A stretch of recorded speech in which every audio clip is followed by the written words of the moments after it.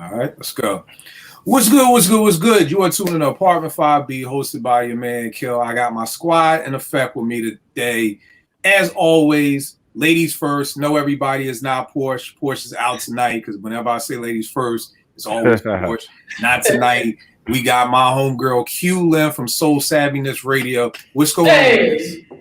Oh, everything's going on. Like I told you before we started, you made me put on matte lipstick. I haven't done this since the beginning of quarantine, so this felt good to get dressed up like I was going somewhere. Hey, that's what 5B is all about.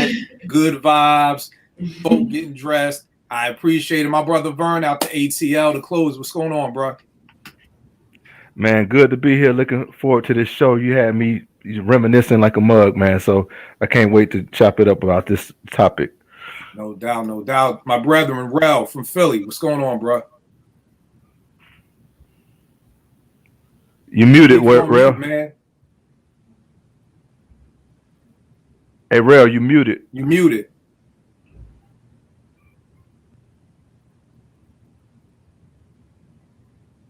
Nah, we can't hear you at all, bro. All right, boom. Eddie out of LA. What's going on, bro? Yo, I'm good, man. Always a pleasure to do these things, man. No doubt, no doubt. And I got my man Bertrand chopping it up with us tonight for the first time. Me and this guy have been talking for years on Twitter. Yeah. So just a blessing to finally get you on, bro. What's going on with you, man? Man, I'm good, man. I'm out here in Phoenix, Arizona, living the dream. We hot, but we doing what we do. So I'm just blessed to be out here. You know what I mean? No doubt. What is about 112 out there?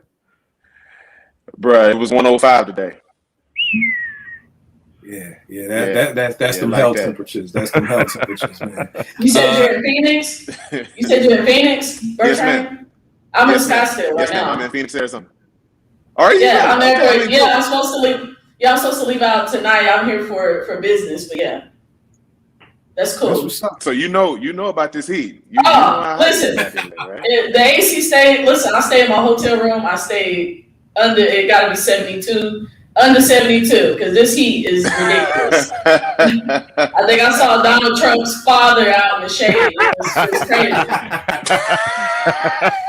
crazy. Because he's the devil, so that's what he does. I totally concur with that. You already know what it is with me. We jumping right into it. This week, I was sitting here. I didn't have a topic. I always tell folk God will always give me the topic. It's either God or I'll start something on Twitter. It's one of the two. I always will come up with a topic. My guy, let me get his name because I'm blessed to chop it up with so many people. My man at Crazy Carew hit me, and he was just saying like a lot of music I've been playing and talking about was taking him back in time, and that sparked it. And it was like, yo, just how music is like a time machine to me. Music is like a photo album. Like, a certain song plays, boom, you know where you was at, who you was dating, where you was in high school, what you was doing, everything like that. So more importantly, just, I always tell folk at 47, I just always want to know the stories behind people's favorites and everything like that. So tonight we are talking about 5 moments in your life, whatever they may be, 5 super duper important moments, 5 minor moments, mixture of both.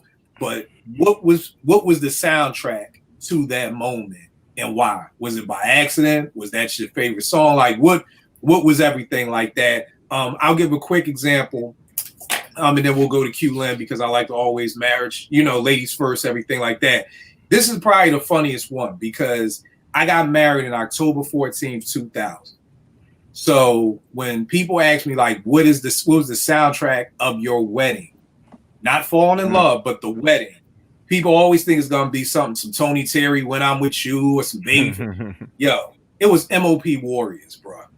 And this is the reason why. I see Burns' face. But this is the reason why. The album dropped October 10th, 2000. So it dropped 4 days before I got married.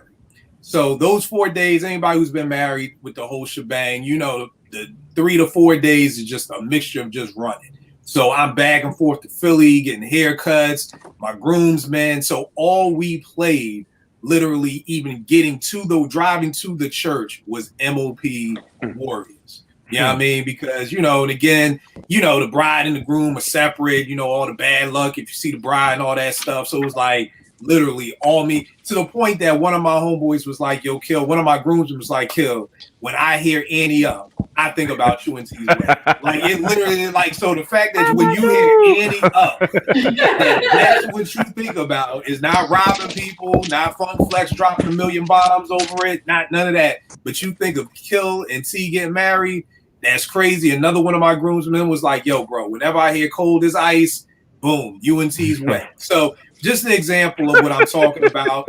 Yeah, that's crazy, right, Vern? You Cold as Ice.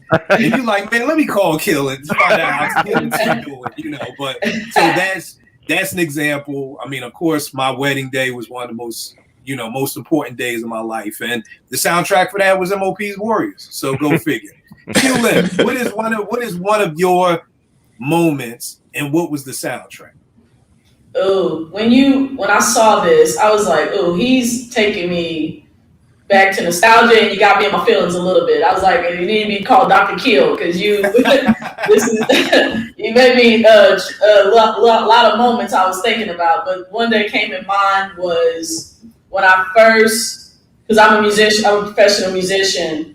And when I fell in love with music, it was in church. Like typically that's usually how you start in church and you branch out to other stuff. But I would listen to all the musicians and I was just really wanting to play because I would hear all the musicians in church. And I remember when I decided, I think I told my father or one of my relatives that I wanted to play the drums because it was like a certain thing to where like veteran musicians, like they had the thing, like you had the bass player that's been playing for 20 years, the guitarist. And so the drummer, it was somebody my age, like 9, 10 years old, and he was great. And so I picked that because he was my age. And if somebody wanted to switch out and play, I'm like, okay, I can take his spot. I really wanted to play the bass, but I just ended up doing that. But long story short, during Christmas, I'll never forget, I told them what I wanted. I wanted a drum set. And I got a drum set for Christmas. I'll never forget it. It's a ruby red drum set. And I remember the song the first song I started playing, because I heard a musician play it during church, was Cheryl Lynn's Got to Be Real. And I remember when I was so excited, like as a kid, it was like, that was all I wanted. So I would just obsessively play that song like 30, 40 times, like in a row. I had the cassette tape, everything, and I would just keep hitting rewind. I think I popped it actually because that's how long I played it. But yeah, Shirley Got to Be Real. That has to be a pivotal moment with me first starting playing. Vern, I'm gonna let you go, but just give me 1 sec. That threw me. I think that's why I did with MOP in the wedding, because when you said church, I was like, okay, I'm gonna get some Hezekiah. No, bro. Yeah. Church drummers know everything else. That's how they get their chops. Because my uncle played drums at church or whatever. And I got a question for you, Q. So that's why when you in church, if you ain't careful, the musicians are how you in the club. Yes, that's what it was. Listen, you have to understand my life is very heathenist. So I was a church heathen, even growing into playing in church. So I was sneaking playing Prince, Erotic City. I was playing UGK. I was playing Too Short. I turned Too Short's Freaky Tales into a gospel ballad. I did all of that in church. So. Who was the new part of Freaky Tales? What'd you call it? I just made it a gospel ballad. It was just like I just drew it out to where nobody could tell what it was. It was Freaky Tales. Yeah, it was like a midnight slow jam version. You up here version. What's my favorite word? You up here chopping samples in church. Like I just played it differently and then I chopped it up. Absolutely. That's how I learned how to, that's a whole story too. Because when I was 16, 17, I transitioned playing the piano and I couldn't understand gospel music. And the only way I understood it was playing R&B music. I would play it like intros, 90s. That debut album is so significant. I mean, not to jump forward, but I would play that during service, and that's the only way. I'm like, oh, this sounds like Commission, the gospel group. Yep. And come to find out, they were actually influenced by all their albums. So yeah, it's all connected. Yeah. I mean, most of those 90s R&B groups owe Commission some commission. Oh yeah, for sure. Most of the gospel. I mean, the musicians, R&B musicians, they say they were influenced by Commission. That's 100% factual. They were gospel R&B all the way. Hey Q, did you ever play drums in Atlanta? I have. It was back in 2007 and 8 because it was around Jamie Foxx's Unpredictable tour. And I don't necessarily, not to bash Atlanta, but it's kind of hard playing for them because they're very biased with just Atlanta music. So if you're not playing some kind of dated song from 2004, they don't really. It's kind of hard to play for them. But yeah, because you look like a drummer that used to play at our church. That's why I asked. Because I'm in Atlanta, so yeah. I don't know her name, but I know she played with Music and some other cats. Oh, you might be talking about Jay Latoya. I know who you're talking about. It might have been Jay Latoya. Might have been. She during that time she was I think one of his gig members. So I think that's who it was, Jay Latoya. Okay. Shout out to her. She's dope. No doubt. Bertrand, what's up? What you got for your first joint, man? What's the memory and what's the soundtrack? Man, I'm gonna go back to 1986, man. 1986 was the year I started really feeling music. You know what I mean? I'm from Texas. I'm from Houston, Texas. So we didn't have a lot of influence from the East Coast or West Coast. You know, we was kind of, you know, in our own little zone out there in the dirty. But one group I did have a lot of love for was Eric B and Rakim. All right. And you know, Rakim Allah is one of my favorite rap artists of all time. Like, he's one of my favorite MCs all time. So I gotta go Paid in Full, man. All right. 1986, bro. What's your favorite joint off Paid in Full? Paid in Full. All right. I mean, I gotta go with the title. Right. I think the craziest thing about that album is every time they will put out a single, I'll be like, they can't come better than this. Like, it would start with My Melody and it'd be like, it can't get no better than this. Then Eric B for President would come out. I'm like, it can't get no better than this. Then I Know You Got Soul. Like, it just kept going to the point that you just had the whole album. You was like, well, I guess this is just, you know, and then it followed up. They can't do better. Here come Follow Leader. Here come Microphone Fiend. Like, it just kept the party going over and over again. And not to say I'm sure there have been other artists that have done that, but that's just so influential to me. How I remember being 11 years old thinking they can't come better than this. Like, because for people watching, hip hop was still young then. You know what I mean? Like, yo, you're talking about folk who are older. So there was a time hip hop didn't exist and I was alive. Like, people, my teams were like, Mr. Kill, you went to college without the internet? I'm like, yeah. Like, there's a whole generation of people who don't even know life without the internet. Like, I know life without hip hop. So those Eric B and Rakim years are so important because you don't really know what you're hearing. You know what I mean? It's literally like hearing something brand new. It's like somebody speaking a whole new language for the first time, you know? And so I think that's why they stand out to me so much, because I just keep thinking it can't keep getting better. And then when Paid in Full, the single dropped, it just was like, yo, what else can y'all, what are you saying? What is it, Burn? The 5 Heartbeats. What is it you don't do? Like, what is it y'all don't do? Like, everything, like, y'all do it all, like everything. So I'm sorry, B, what were you gonna say? No, I was just gonna say I love that album so much, but can we give him a pass for Chinese arithmetic though? Yeah, we have to. Get a pass we have to. Yes, because nobody listens to that. Okay. Yeah. And I mean, keep in mind, at that time, and I tell folk, it was always these times in hip hop where there were different stamps. There was that stamp of time where you just did a song and you let your DJ. He's a DJ. You know what I mean? And everybody had those. Now, here's the problem. Eric B was not the greatest DJ. Woo. Everybody did not need to let they DJ. You know, and I'm sure Q Lynn, you'll agree to this. Vern too. Yeah, sure. Every drummer don't need a solo. Like, No. Right. I mean, Jazzy Jeff deserved, you know, a touch of jazz on Rock the House. Jazzy Jeff deserved that. I don't know if Eric B deserved his own solo DJ. He did not. You don't have to be politically correct. No. Right. He didn't. You know, Eric B was a lot of great things. DJ wasn't one of them. You know. I will say though, Kel, Rakim did a damn good job of hyping up Eric B. Because if you didn't know any better, you would think Eric B was the greatest DJ on earth. Oh yeah, for sure. But keep in time, we're still living in that time when, because people, and here's a quick history moment for the people watching who are younger. The DJ was, when you talk about hip hop being founded, the DJ was the most important person. Yep.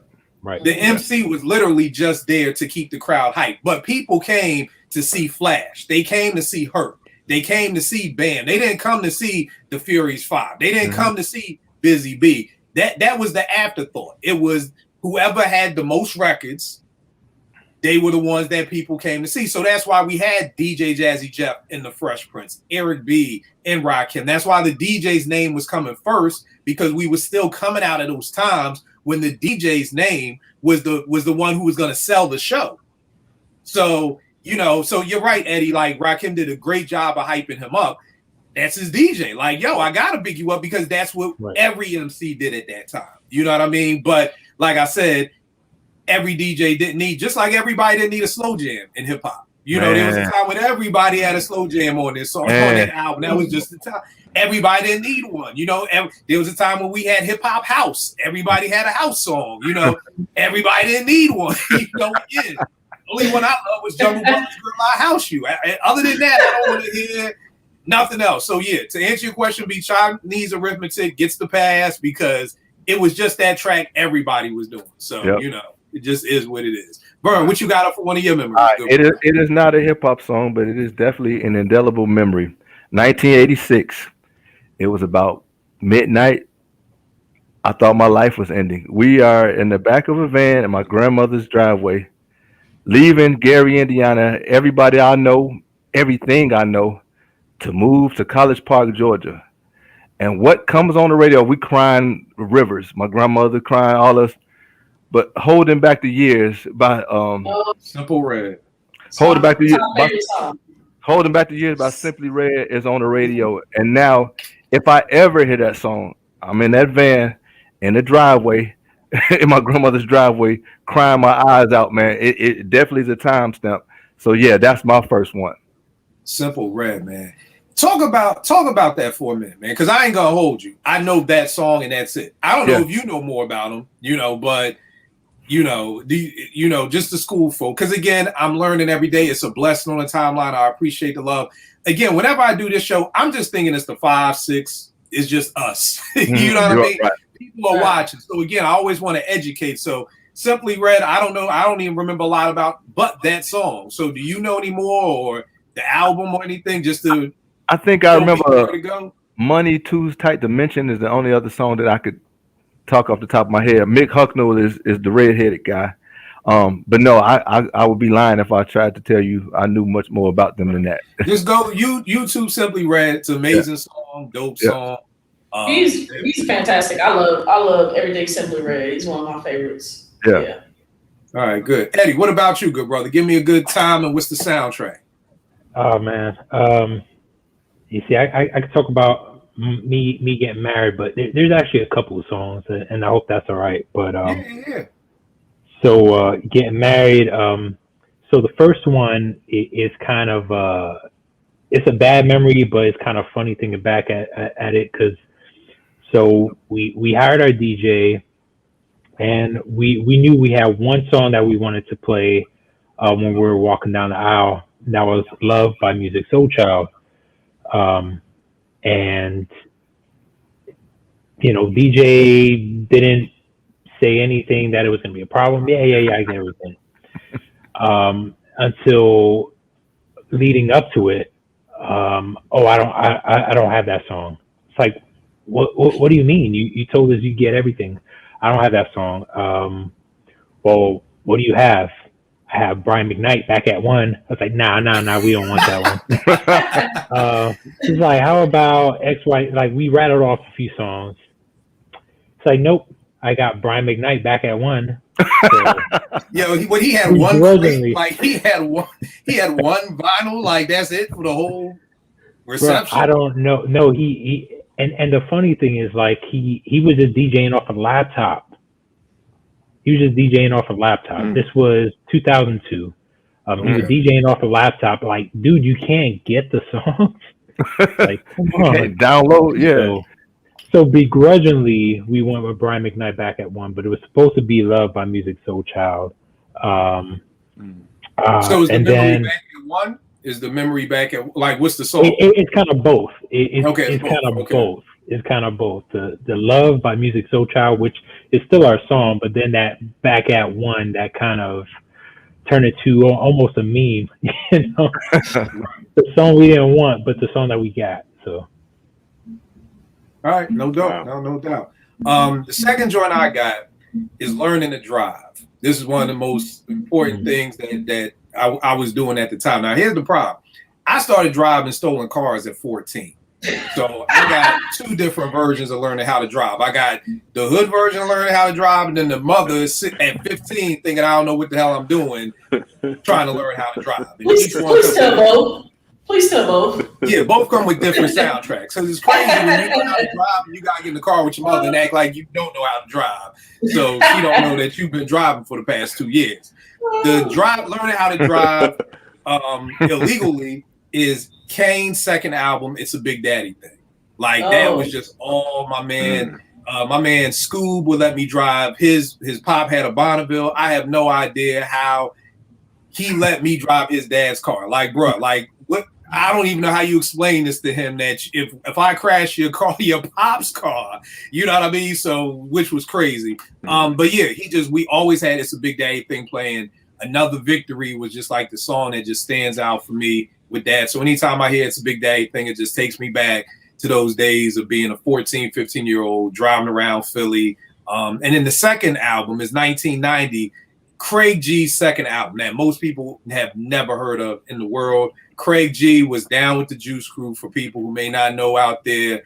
First album, The Kingpin, was kind of, it wasn't what we expected. It was a lot of hip-hop house. Like, he did the flip. Instead of having one hip-hop house song, he had like a lot of hip-hop house songs, just a little bit of boom bap. But his second album, now that's more like it. He had this joint, very around the way girlish joint called You Are Not the One. If y'all don't remember it, Google it. It's a very Positive K, I Got a Man, LL around the way girl type song. And for some reason I love that album. So whenever I hear that You Are Not the One or Give It to Me with Master Ace, this is probably 90. Yeah, it came out in 1990. So those two albums, and it's funny that they're both Juice Crew members, are like my history of driving. So anytime I hear those two albums, it takes me back to learn how to drive illegally and legally. Q-Lin, what you got up next, miss?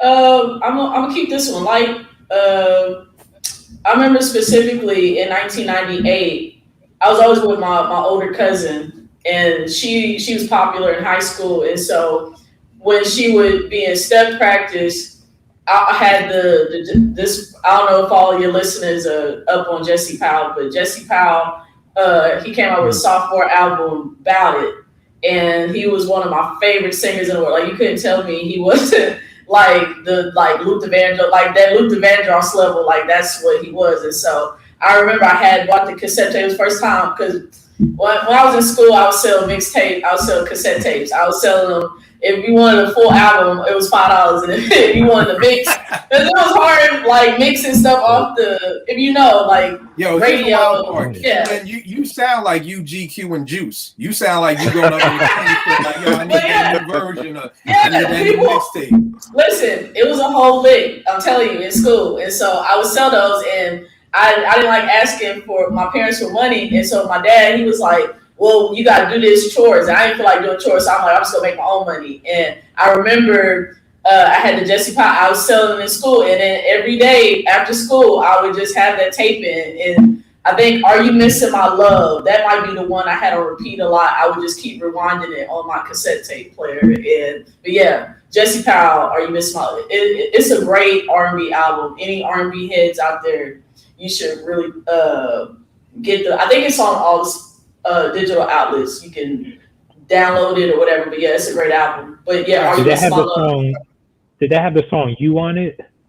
Yes. The one I was just about to ask. That's the lead single. I Love You. Like that's yeah. What I think about when I hear Jesse Powell is that song. Like, I love that joint. So basically, if you was on Twitter back then, you would have got suspended for copyright infringement since you're for sure. For everybody. Okay. We're not even get to LimeWire. It wasn't even LimeWire days. That was before LimeWire. LimeWire. All you LimeWire heads. Right. All right. All those you got viruses count suspended. right.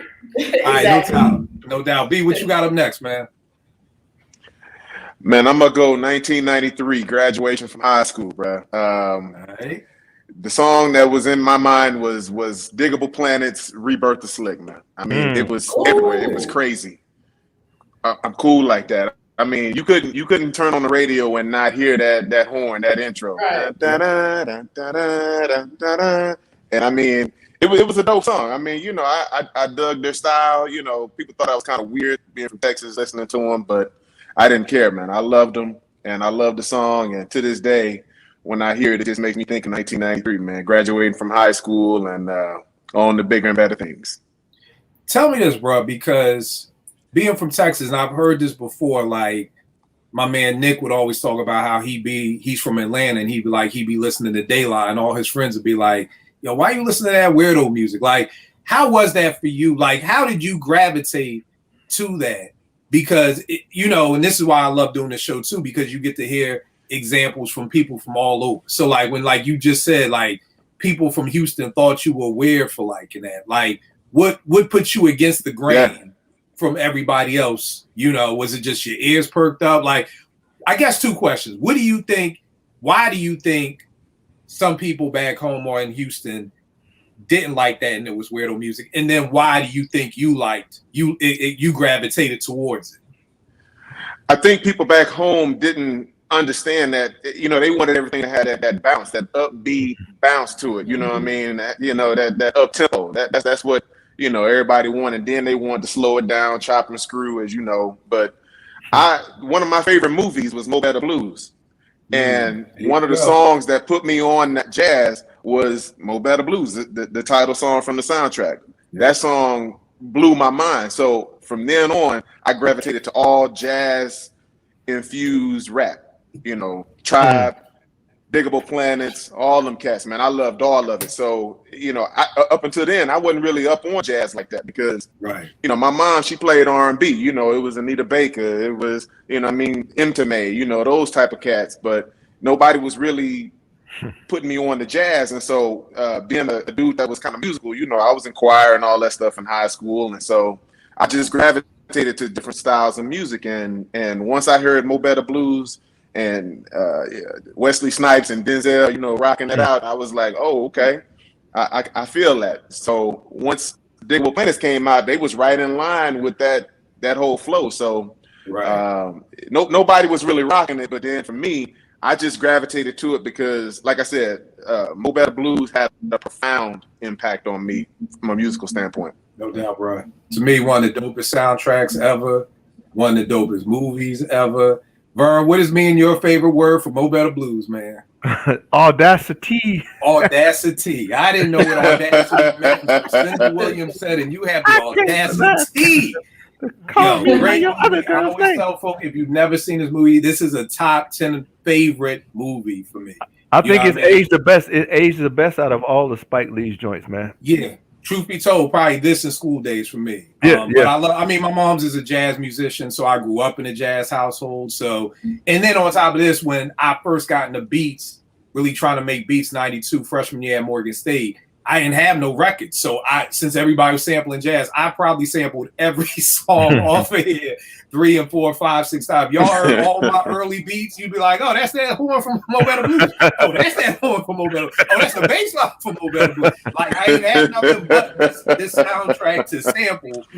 So yeah, just again, be great pick, great movie. If you haven't heard the soundtrack, please check it out. One of my favorite songs, Harlem Blues, Cindy Williams. I never know what happened to Shorty, but yo, I can listen to that song on repeat forever. So if you've never seen it, watch it. Also hear the soundtrack. Vern, what you got up next, good brother? All right, 1990. Just graduated from high school. The graduation party is at backyard of Winston Brown's house. His mom is one of our teachers, but she was mad cool. 2 songs, I'm gonna splash them together. The Humpty Hump and Poison. I'm gonna do 3. Wow. Humpty Hump, Poison, and En Vogue's Hold On To Your Love. Because you remember, it started off with the acapella. Then when that bass drop, I mean, bro, we was, man, woo! I give goosebumps thinking about it, man. Those songs just remind me of good times, and it's funny. Like, we got a cookout coming up in August. we make sure we play those joints, man, because it takes us back to those good memories in high school, man. So yeah, Humpty Hump, Poison, and En Vogue, Hold On to Your Love. No doubt. With that being said, shout out, rest in peace to the legend Shock G. Yeah, man. From Digital Underground, such a huge influence on hip hop. You know, and the sound of hip hop and the fusion funk, the funkadelic sound into it. The Humpty Hump, BBD. I mean, what can you say about Poison? That thing still goes as hard as it went 30 years ago. Right now, like you literally can still. I walked into Cold Stones last night and they had Poison on. All Cold Stones was rocking too, young and old. Like it still goes hard. And what was your third one, Vern?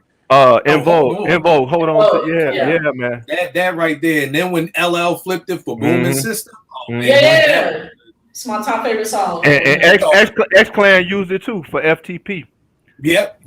So I mean, just that like you said, the whole Jackson 5, Who's Loving You intro was just crazy, and the Shorties, they was bad. En Vogue was just a whole thing in itself. Again, young folk, if you guys have not heard the album, listen to En Vogue's Born to Sing album, Born to Sing. I thought I had it down here. It's in the attic, but definitely Born to Sing, one of the dopest albums. Slow Jams, come on, don't go. Woo! Don't go. Waiting on You. That was on the extended. Hey man, not the tape. Bruh.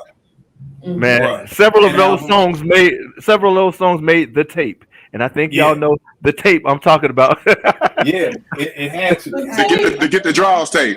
Yeah, the draws tape. And it's funny because shout out to my man Champ from high school. He came up with the name 90 Minutes in Timberland. So 90 minutes of knocking boots.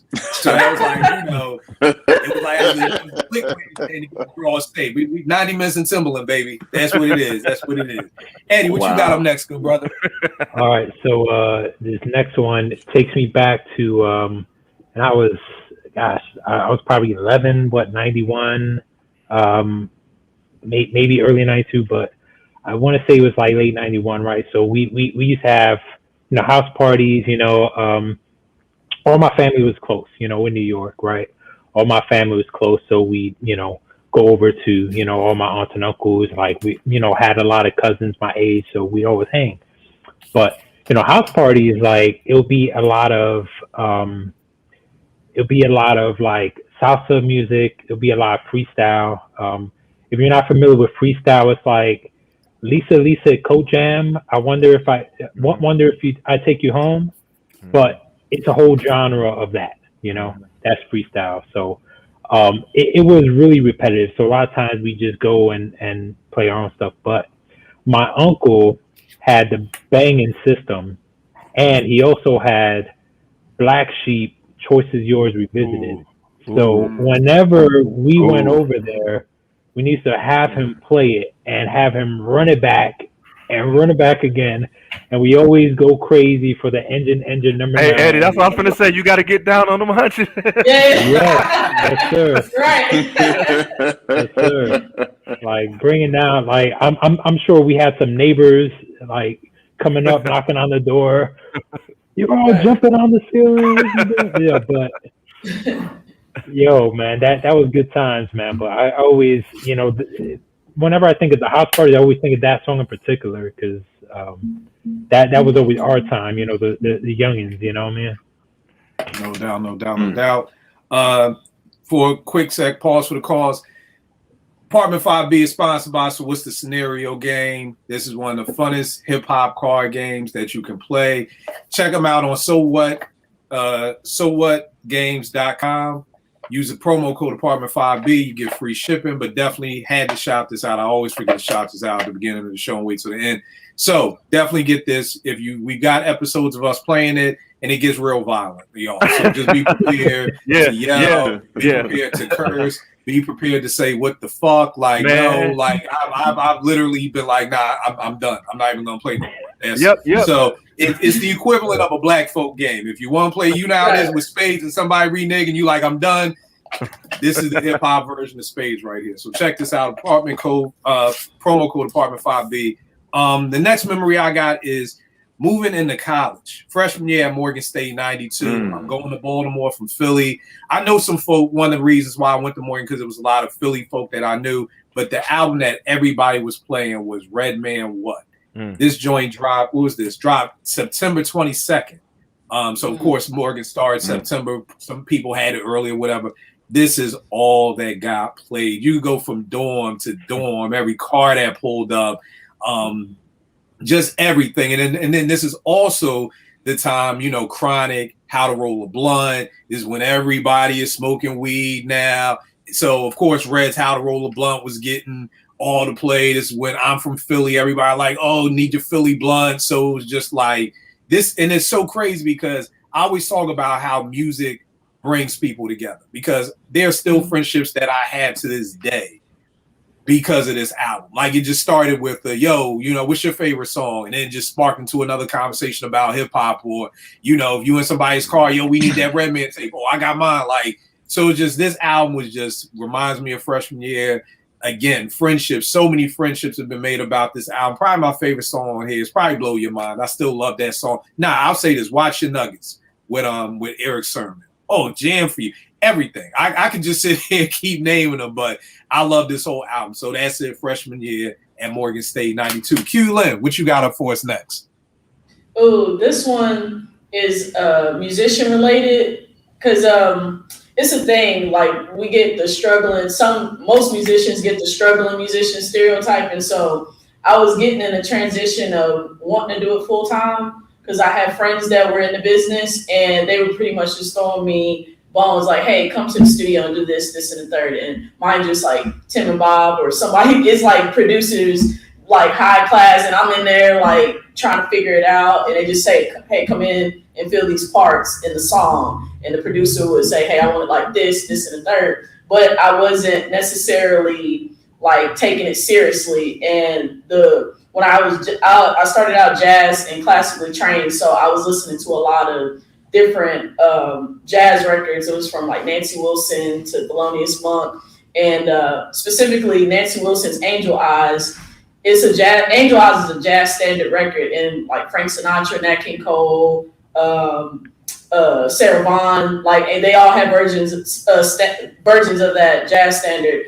But for some reason, I couldn't connect to any of those, because there was so much going on with because I played the piano, and so I was trying to learn the piano parts, but it was difficult. And then the trainers, he was giving me a bunch of those records, but for some reason I connected to the Nancy Wilson Angel Eyes, and her voice, that's what made me really grow as a musician. Because as a musician, you have to really pay attention to the singers. Certain gigs, you have to listen, you have to take your cues from the singer, especially live show. And so when I was like, oh, the arrangement is following her voice. And that's when I started figuring out voice variations in terms of harmony and melody. And she could carry like a melody like crazy. And I was like, oh, that's what she's doing. And it made me really hone my skills as a musician. But I think Thelonious Monk's, I think it's a 1964, I think it's called It's Monk's Time. That album, oh my God, I just religiously just was obsessed with it, just learning every facet of it. But yeah, I would go with Nancy Wilson, Angel Eyes. All right, no doubt, no doubt. B, what you got up next for us, good brother? Bro, I'm gonna go to 97, man. That's the year I graduated from college. You know, got drafted. You know, was blessed enough to get drafted to the NFL. You know what I mean? And but more importantly, finishing getting that paper from school. That was the biggest moment. So I'm gonna go in spring of 97. But I gotta go with Storytell, man, by Big. You know, that song was everywhere. It was crazy, bro. I mean, you couldn't go nowhere without hearing Story to Tell, man. I mean, it was just one of those, just closing your eyes and listening to him paint that whole picture, you know, and, you know, then to find out who it was really about later on, that just blew my mind. So, right. You know, just being a big fan, but then, you know, just hearing that song and like to see how people really could like live it out and like, okay, all right. Grab the knapsack, hit the door. I mean, grab the keys to the 5, call my home. I mean, you could just see it. Like I could just close my eyes right now and I could just see it. So that was one of those, you know, and it was, you know, just having that double album, man. It was crazy. But Story to Tell was the one that stood out for me. Yo, the funny thing about another dope pick, I think the craziest thing about that to me is that, one, like you said, the storytelling is phenomenal, number one. It's also, I think, the only hip hop song where he tells the story twice. He literally raps the story, and then he tells you the story, and you're still interested. Like you're not like, oh, this nigga, we know what happened. Like we're because now he's telling his homeboys, and it's like we're still listening. Like we're his homeboys. Like we don't know the end of the story. Like we're on the edge of the seat. Like so, that's, to me, one of the first times that's happened. The only other time something similar to that has happened is from my recollection is Light's Paper Thin, where Light tells you the whole story, then the beat continues to play and you can still hear the ad-libs in the back. You know what I mean? And I think that's the only song that's ever done that, where you hear the whole song and then the drums, the beat keeps playing for you to be able to hear the ad-libs. Same with Big, the first time you're hearing somebody rap the song and then tell you the song. But I think what you just said is really the icing on the cake of who the song was really about. Because it sparked, when you hear it, it sparks all this controversy of who's he talking about. So I remember years, living in Atlanta, living in Philly, living in Maryland. Everybody has a different, John Starks, it's got to be, it's got to be this person. And I remember no matter where you went, everybody said it wasn't Mason. That was like the one person. It was like, oh, it ain't Mason. That ain't the one it happened to. So to find out years later it was Mace, God bless the dead, was just mind blowing again. You know what I mean? So the song is just dope on, like you said, so many levels. That's just crazy. The Twitter detectives were hilarious on that one, man. What happened? I ain't even up. I'm saying like the Twitter detectives, even before it was like finally revealed it was made, like people still talking about it all these years later, and just deducing, acting like a private investigator, deducing all the facts, like, well, he was this height and they played this game. Right. And here's the funniest thing. Here's the funniest thing that a lot of folks didn't pick up on, but he says the game got rained out. It's a basketball game. You know what I mean? So that's the other funny part. Like the game got rained out. No, it didn't. It didn't get rained out because it's in a Madison Garden. Like it didn't get rained out. Like you know what I mean? So just the funny. But I think it's like one of those. It's funny you said that, Ed, just about the Twitter detectives, because that song is so incredible that you have detectives. And again, from somebody who makes music, that's all you would ever want your music to be. That somehow, there's some way people are still talking about it years later, that people are still trying to deduce. I was talking about showing Nate the Sopranos, so everything on the timeline has been about the ending and everybody's different philosophies about didn't Tony die, and everything like that. And that's just a testament to great storytelling. That's a testament to incredible writing that the Sopranos ended 10, 15 years ago, and people are still like, no, he didn't die. Yes, he did die. And, so the fact that this came out in 97 and it's in 2021 and it's still such an incredible song. And if Fat Joe did not, I forgot, was it Fat Joe, whoever said who it was, we'd still be trying to figure out who it was 30 years later. So just a testament to how incredible Big was as a writer, and things like that. So great pick. Vern, what's another one you got, good brother? All right, I got an album that stretches memories. All right, so I want to say it's 92. Me and my boys, Bread and Water, have our group. We're trying to get on. Their mom had a marketing company, and she was going out to LA for some kind of convention. It was like, we're gonna go too, so we could try to get on. And my sister was heavy in the choirs and stuff in Atlanta, and we knew Q. I know you know Aaron Lindsay. Yeah, for sure. Yeah. So his brother Tim plays keys and stuff. Yeah. And my sister knew him, and he came through their house and like, man, yeah, we out in LA and we doing it. If y'all ever come out there, look me up. All right, about a month later, ring. Hey, Aaron, we out here, and this is my first plane trip too. So that's another. Oh, the album is Sons of Soul by Tony. I'm sorry. Oh, yeah, for sure. Oh, okay. my God. Okay, so ring. Hey, we here. And so he came to the apartment.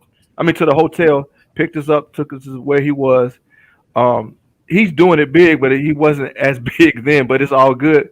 He he a Toyota 4Runner, I want to say, or a Land Cruiser, and we rolling through LA at night. It's beautiful, and Sons of Soul album is on. We get to the apartment, and he hooked it up where we got to go in studio with a Motown artist. I got to kick a verse on the album that never came out, but it's all good. I felt like we was big time. I'm in a big studio writing a verse to spit for somebody. They ordered food in. I'm like, okay, this is how I want to live. Nothing ever came of it.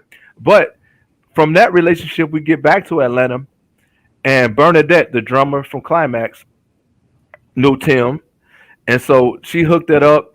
We in a condo and with Bernadette and Vinings in Atlanta. Tim and Bob got a condo right next door.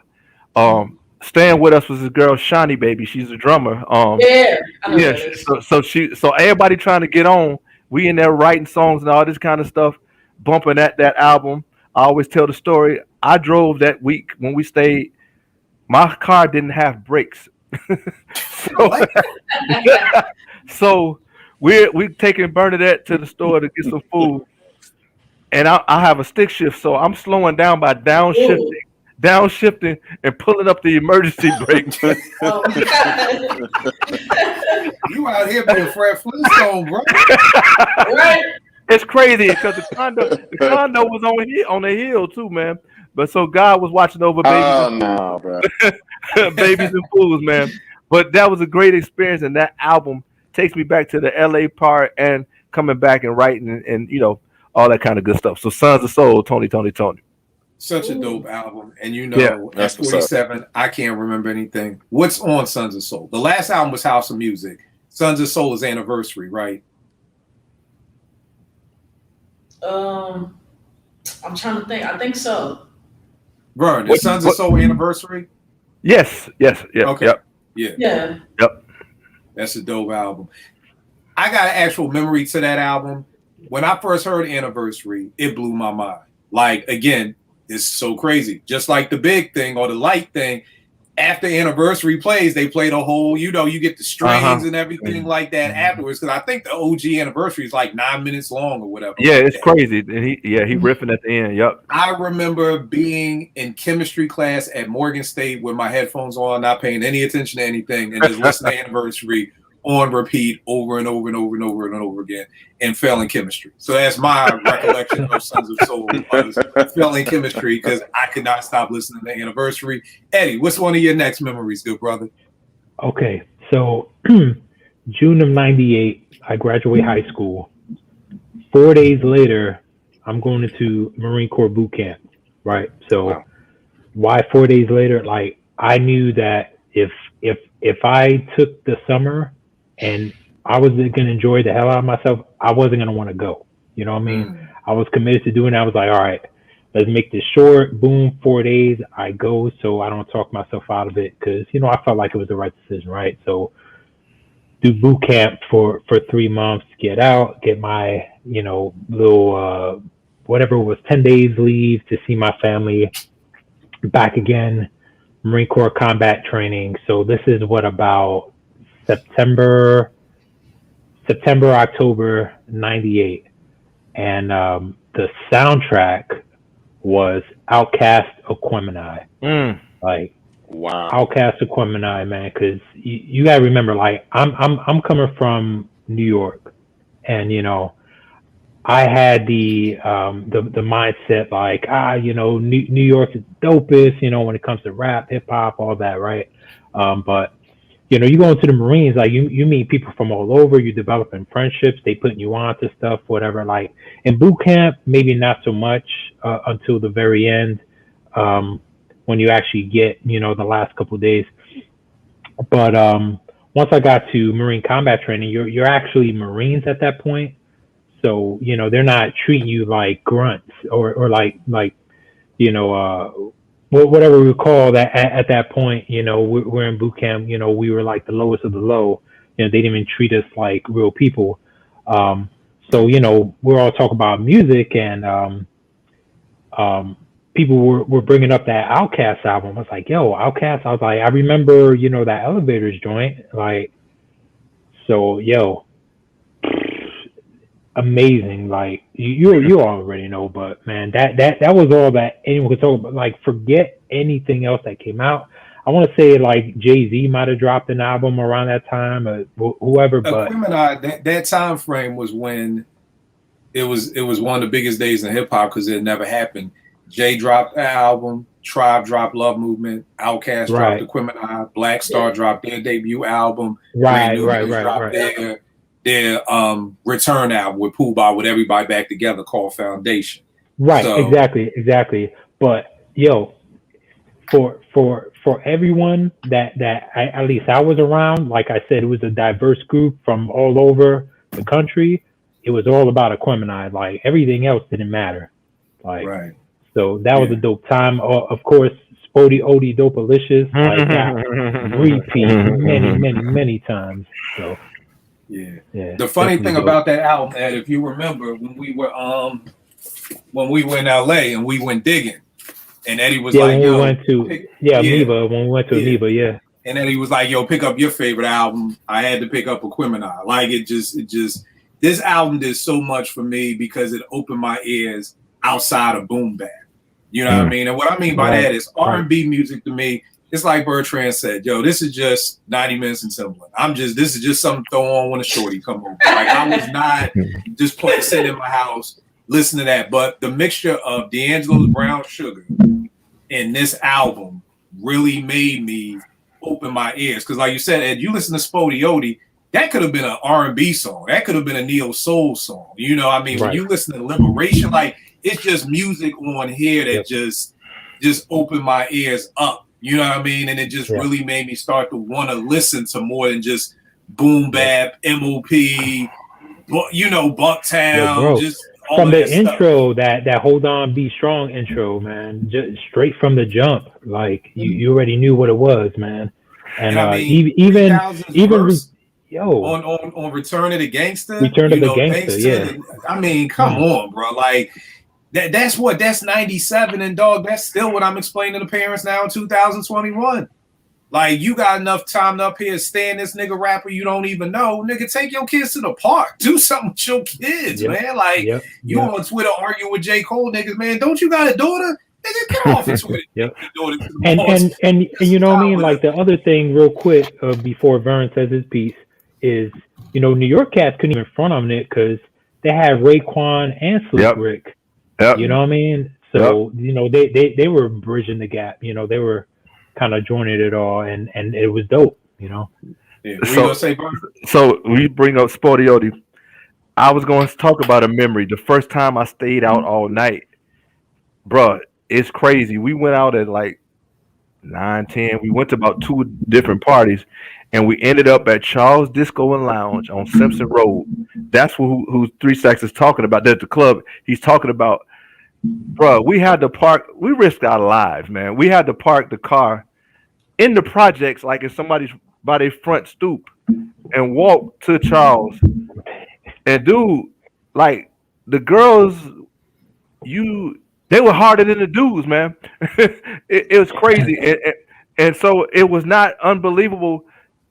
Fights breaking out. I mean, I'm talking about, man. I'm from College Park. I mean, we got some grime, but nigga, we on Simpson Road in Atlanta, right next to like Chapel Forest, the Goody Mob talk about the traps. And so when I hear Spody Odie, it takes me all the way back to there, man. So that's what when you mentioned that song, it took me back. Yeah, man, just an incredible album. And like you said, even New York, even up north, couldn't front on it. You know what I mean? Which was crazy because I was talking to somebody on Twitter the other day, and they were saying how folk up here weren't feeling Outkast. And I said, dog, maybe I was in my own little zone. But, yo, the girl I was dating at the time had Southern Playalistic. I used to have to borrow hers. You know what I mean? So there were a collection of folk who were feeling Outkast. You know what I mean? But, I mean, I guess maybe as a whole. But I think one thing about Outkast that a lot of people don't talk about is how they've grown with each album. Like, Outkast to me is the equivalent of The Cosby Show. And what I mean by that is, as a child, I watched The Cosby Show through Theo's eyes. You know what I mean? As an adult now, I watch the Cosby Show through Cliff's eyes. Yeah, you know what I mean? Of being a parent.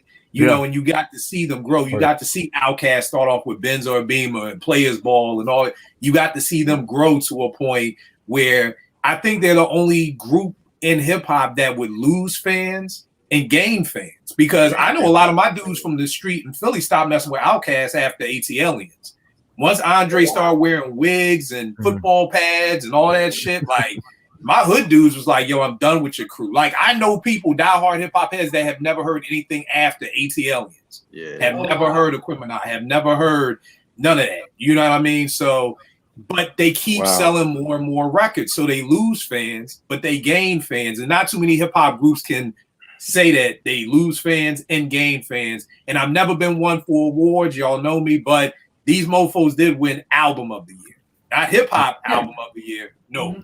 Album of the Year. You know what I mean? So that's a testament to just how dope Outkast is. Rel, good to have you back in effect, good brother. You might as well give us 3 of yours on you know, just give us 3 real quick.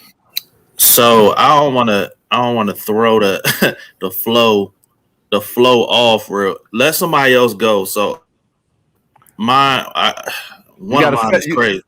Yeah. I started out with a sad one. No, this one ain't sad. This is all right. I'll get to it. All right, so you almost got killed again, man. Your mom. Nah. So you gonna stole a car again? Nah, I ain't still a car. But this one, you know what I'm saying? I was me going my first year in college, and I was in like a summer program in college. So, you know, coming from Philly, I'm going out to Baltimore to, college. And, college is just like eye-opening, you know what I'm saying, coming straight from high school. So I'm there for the summer program. And during the summer, like some of the upperclassmen, they like stay there during the summer. Like, you know what I'm saying, they don't go home. So I had met a young lady who was a senior. I played basketball. So she was on the basketball team. She was from Canada. She was a senior. And she was probably like the baddest chick on campus. You know what I'm saying? And, me, I wasn't trying to holler at her. I ain't figure I had a chance. You know what I'm saying? So towards the end of the summer, we had our my first college party. You know what I'm saying? So I went to the party or whatever. And, if you know anything about Baltimore, they listen to like that club music. And so they, them parties is crazy. So this is crazy. So I get back to my room and I'm listening to the Infamous. You know what I'm saying? I'm just laying down, listening to the Infamous. And Shorty came into the room just out of nowhere. And we, started talking or whatever. And, okay. Yeah. And it was just so crazy because during that, the Infamous was playing, and you know what I'm saying? Like Survival of the Fittest. Yeah, right. When you hear Survival of the Fittest, it means something totally different to you. Totally different, man. And it's like, you know how you have a young lady over, you ain't listening to Mobb Deep, you know what I'm saying? Temperature rising, right. And it's like, you know what I'm saying? Like, this is like a monumental moment in my life when it comes to women. It was like 24. I was 17, 18. I was, you know what I'm saying? And I'm listening to Mobb Deep. Right. And I just was sitting, and I was just like, I told my man, he was like, "Yo, what's wrong with you?" I was like, I was listening to Mobb Deep before she came in. That was the soundtrack. Yeah, that was the soundtrack for the night. So that I always, titles are gonna have a different meaning to it. Like, give up the goods. Right. You got a whole new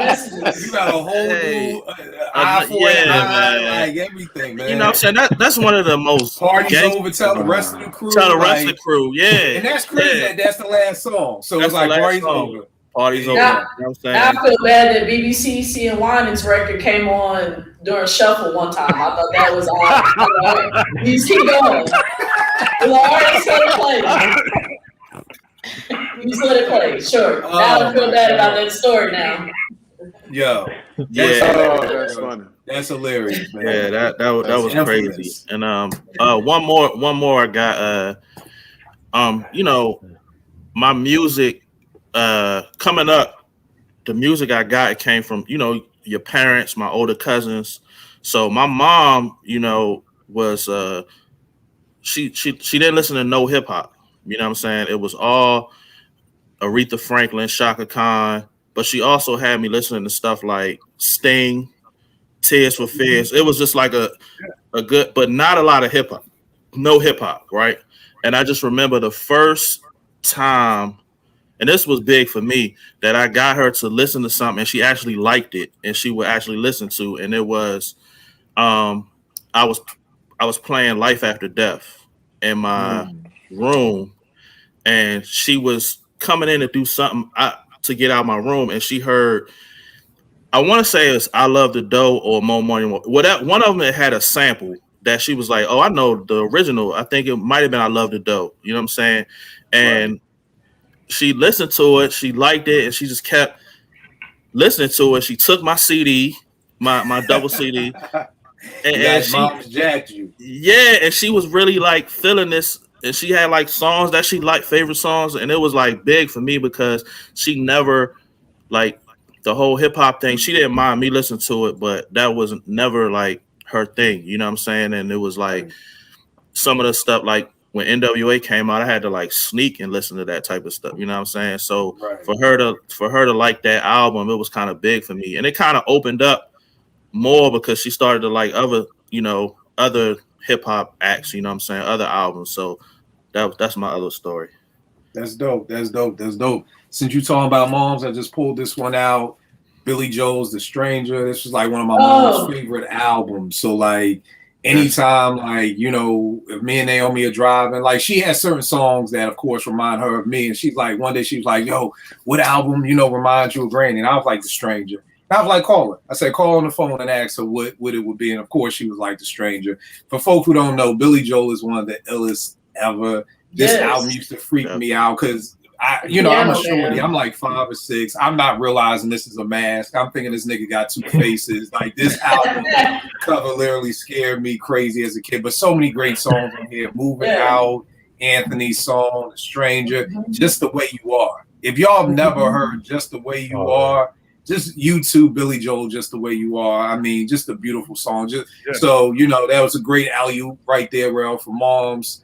To another moms is like, this right here will always remind me of just everything, from everything moms did for me, just everything. If there's one album that I could just say reminds me of my mother, is this. Definitely, if you've never heard it, definitely go check it out. Q Lynn, what you got up next for us?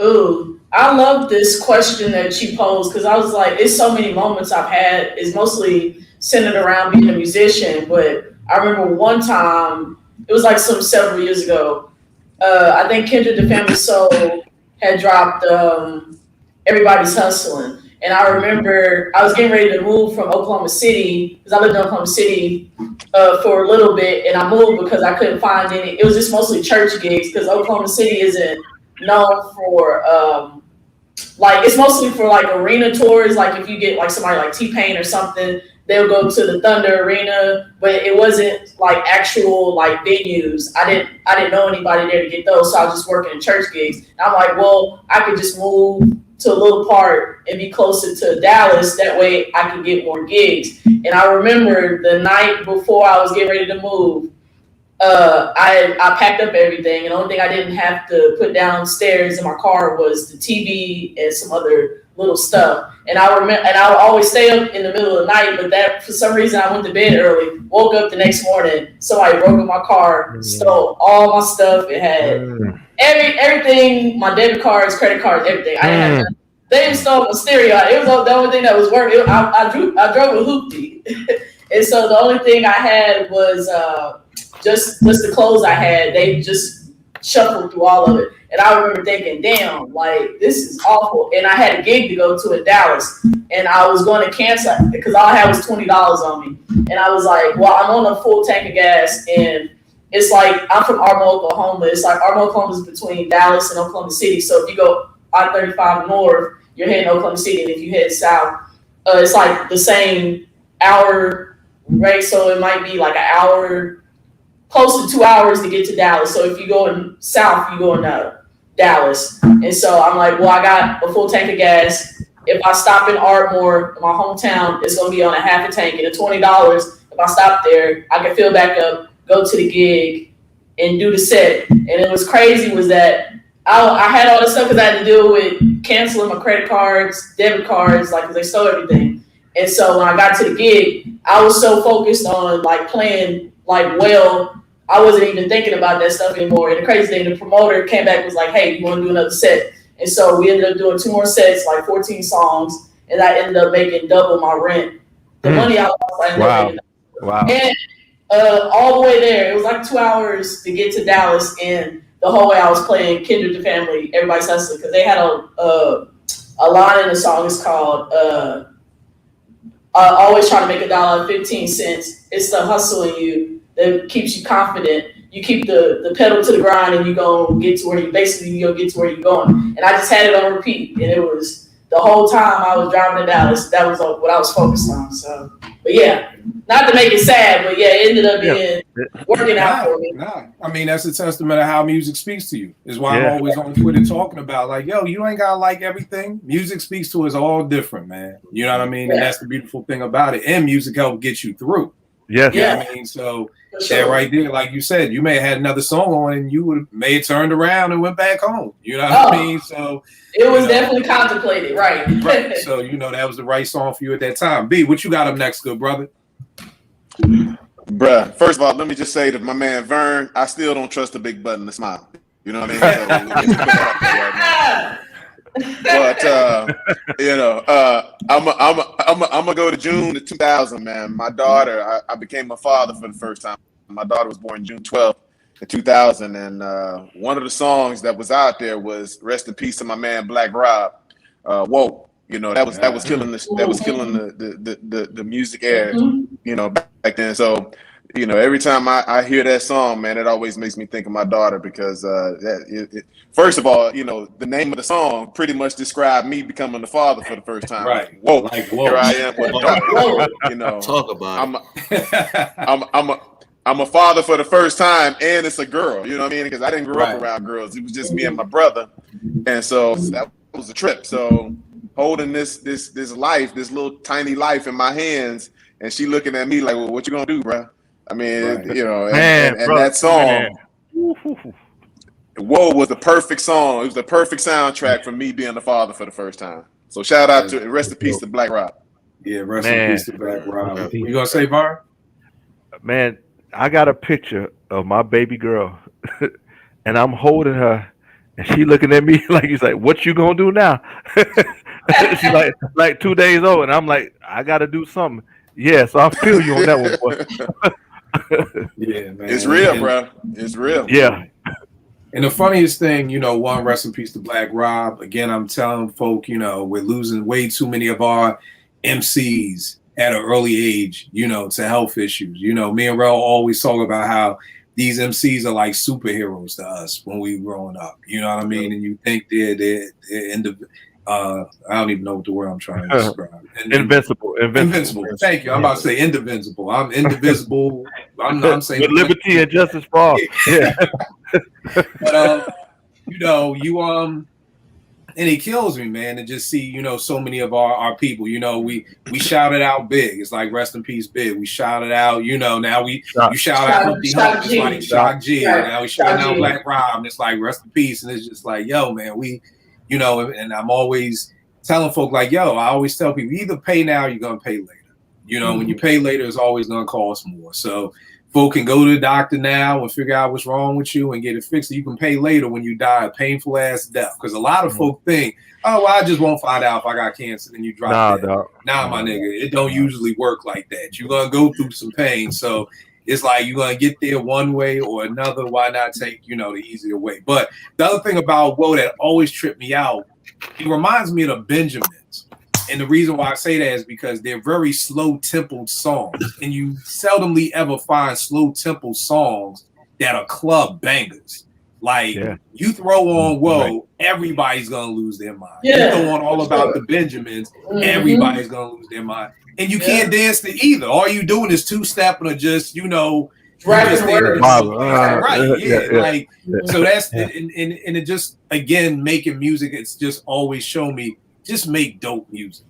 Don't try to follow the formula of, oh, we need a club bang. Okay, we need something 108 BPMs, and we need this, and we need that, and just make dope music. And if it's meant to be the club banger, it'll be the club banger. I always say people with MOP when they had to join with Jay-Z over the Rocky sample, and this is probably 97. That's on paper, that's supposed to be a smash. Because at that time, people are sampling stuff that people know. Everybody knows the Rocky sample. We got Jay-Z on here. This is going to be it for us. Did nothing. Then they come back and make Annie Up, a song about robbing people, and it's their biggest song to date. Like, again, just make dope music. And if it's dope enough, it will get banged where it needs to get banged. So what was it? I mean, that was the era of the tunnel bangers, you know what I mean? Like, right. The tunnel bangers, like, ain't nobody was dancing. It was, just a mosh pit, basically, like a hip-hop mosh pit. But I mean, you still had, and I'll never forget when Buck said this, and I Got You Open remix, when he said, not too underground to make it stop when you mingle. And it was like, I remember hearing that line and going into the studio back in college and be like, okay, we got to make something that it don't stop the party. You know what I mean? And it's also a testament to how dope Black Rob is, because for him to just come up with the whole Whoa thing, like that's what did it. Like, as much as I love the beat isn't what made that song so big. It was the beat and what Black Rob did with it. Because if Black Rob isn't saying whoa every 2 seconds, it don't hit Bertrand the same. Yeah. You know what I mean? It don't hit the same. If he just spitting and Premier scratching the chorus, that's a totally different song. You know what I mean? It was what Black Rob did with the beat that made it what it is. So, just always amazed me that that's really a tunnel banger and it's slow as hell. Vern, what's another one you got, man?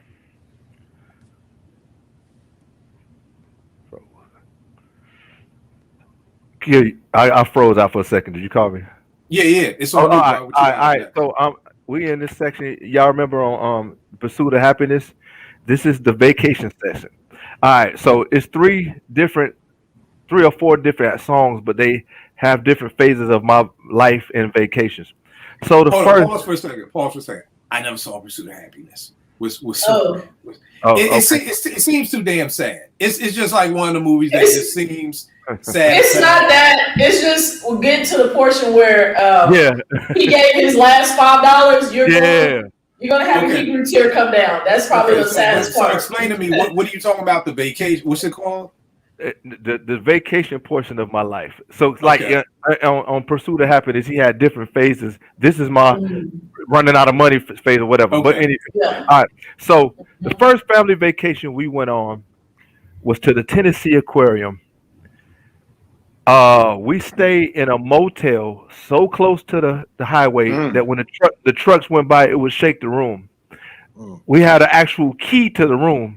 And the tape that we played on the way to Tennessee was "Who Is Jill Scott," and so that takes me there. All right, so the vacations get a little better. Fast forward, I would say 4 years. We driving to Florida to get on the cruise, and the day before I bought the Gnarls Barkley album and Corinne Bailey Rae, and we just bumped those down, and I think we cruised to Freeport and Nassau. Now, fast forward to the not so struggling stage. So the 4th of July weekend, we flew into Fort Lauderdale. We stayed at the Doral resorts. That's where they had the Doral golf tournament, Tiger Woods, and all them stuff. So I got to play on Doral. And then we stayed there for 2 or 3 days, and then we got on the cruise, went to Grand Cayman Islands. We walked. And we see Shaq behind the Ritz-Carlton about to go snorkeling. We talked to him. We went to Jamaica, had a grand time. But when we were in Miami about to get on the ship, Here I Am by Rick Ross came on. And I got to go back. So the first cruise we went on, when I put the bags down in the room, I started crying because I was like thanking God, because I remember the first vacation when we in a motel, Fleabag Motel. And so, but now we get to Here I Am. Hey, bro, it's what? Oh, you want that? All right, cool. You want that? So it's like how life elevates you if you just stay with it and stick with it or whatever. So, who is Jill Scott, Gnarls Barkley, and Corinne Bailey Ray, and then Here I Am by Rick Ross. No doubt, that's dope. Very dope. 2 takeaways I got from that. Number 1, a touch of jazz and Jazzy Jeff, Old Dillis, family, 10% of all future proceeds, because that whole Jill Scott album is a Dilla bite. I remember getting the sampler in the mail and being so excited, like, yo, Dilla getting this R&B money right here. You know what I mean? So when I got that album and I looked at the credits and I'm like, a touch of jazz and David, Vidal Davis and all. I'm like, oh man, y'all dudes rape Dilla. I mean, you listen to music, Just Sunny, that ain't nothing but Dilla all day. So that's my first story. 2, Vern, what I love, what you're saying with that story is what I try to teach my teens and my parents in the community. There are phases to life. Mm-hmm. And the thing that happens is a lot of people just want to get to the I'm balling phase and they want to jump past everything else. And you can't do that. It's almost like cutting a line. You know, maybe you get away with it for so long, but eventually God gonna bring you back because you got to go through those phases. And because without those phases, you don't have the testimony. Vern, I'm sure you have a testimony that allows people to learn from you, and that's what God calls us to be. Yes. We just can't. So all the young folk, like, you don't have to get the Benz first. That doesn't have to be your first car the second you graduate. If you got it, by all means. But I'm talking about, I know folk who want to get the Benz and know they can't afford the Benz. You know what I mean? So take the steps that you have to do. And I get it. We want to get there fast, but there's so much of what you said in that story of how you grow and how you appreciate it. And there's a piece of appreciation that comes with, and we all heard it, oh, you spend your mom's money, you spend your dad's money, you don't appreciate it as much as when you had to work for it and when you had to put in the time for it. So young folk, just be, mindful of the phases that you have to go through. And, to me, sometimes this generation, because they can skip them, they can't handle hard times. Right. Or because you've been through the hard times, God forbid, if you had to go back, you can survive them again. You know what I mean? Yes, exactly. Because when the housing crisis came, bro, we went from, man, we already had a house. We went and bought another brand new 5-bedroom house. It was just me, my wife, and my daughter. I bought 2 cars. Man, when the housing crisis, my income dropped like 60%. And we had to move back to the other house. And I talk about this all the time. Eating $5 Little Caesars was a splurge, bro. But I knew how to do that. I don't want to have to do it, but I know how to do it. I'm not going to jump out the window because I know God took care of me then. He's going to take care of me now. And so you're so right about that, man. It's so funny, and I don't mean to get off topic, but I just feel like this is a good time for folk to hear that. It was this show on TV. I forgot the name of it, but Ted Danson was on it. Long story short, he was like doing some white collar stuff, and they want to take everything. And he said, you can take everything I got, just don't take my land. And nobody could understand, like, what do you care about the land? He was like, I built the business before. I can do this again. You can take all the businesses, but I need the land to build on. So, and that's what, like, because even as a kid, I'd always be, as an adult, like, why would you ask God for wisdom? Like, bro, ask for the money, ask for this, ask for that. But the older I get, what I try to pour into my kids and my mentees is that the wisdom can always get you the money. If you just get the money, you're going to spend that up. You ain't going to be able to replenish the money. But the wisdom is going to be what you need. So that's the thing because we all have our seasons. Yes. We all got to have them seasons. You're going to have some good ones. Seasons of life, just like seasons of the weather. The only difference is we know when it's coming. We can prepare for winter because we know when it's coming. We know, okay, it's about October, November. Time to start getting the house ready, get it winter right. In life, you don't know what's going to happen. You just wake up one morning and God forbid somebody done passed away. Or you wake up one day and God forbid you just lost your job. So we don't know when the season's going to come, but those seasons are going to come. So all that to say, Vern, great testimony of being able to show the phases of growth of being able to do that. And I think that's why some folk are we're battle tested. You know what I mean? We've been there and we understand what it takes. So we don't want to go back, but God forbid if we have to, we still know how to survive. Eddie, what's another joint for you, good brother? All right. So this one, I guess you say it's kind of related to the whole vacation thing. I believe it was one year we went to Wildwood, New Jersey. they had like kind of like for me, I felt like it was Coney Island on steroids because Coney Island had Astroland Park, and they had this other rinky dinky or Wonder Wheel Park, right? It's weird. If you ever been to Coney Island, they got like these. It's not just Coney Island. It's like these different parks that are owned by different folks, right?